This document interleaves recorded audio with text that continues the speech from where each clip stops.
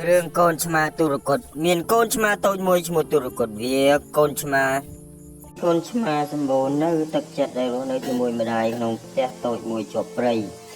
ទុរគតពេញចិត្តលេងក្នុងសួនច្បារនៅក្រោយផ្ទះហើយឆ្លាញ់ធ្វើចំណង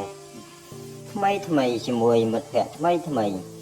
មួយថ្ងៃបានឃើញបក្សីធ្វើសម្បុកលើដើមឈើទុរគតចាប់ផ្ដើមគិតហេតុអ្វីបានជាខ្ញុំមិនអាចធ្វើអ្វីមួយដូចបក្សីនោះដែរ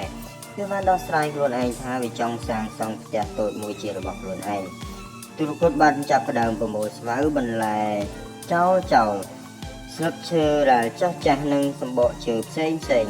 មនុស្សជិតខាងឃើញវាកំពុងខិតខំធ្វើអ្វីមួយក៏បានជួយវាផងដែរមានទាំងសត្វក្អែកសត្វសេះទន្សាយជាដើមដែលជួយសម្ភារៈឲ្យវា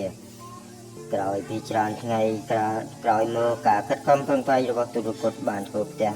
ថ្មីមួយរួចជាការស្រេចវាមិនធំប្រមាណទេតែវាស្រស់ស្អាតនិងមានទំហំត្រឹមត្រូវសម្រាប់វាទុរគតសប្បាយចិត្តណាស់ហើយបានស្នើឲ្យមិត្តភក្តិ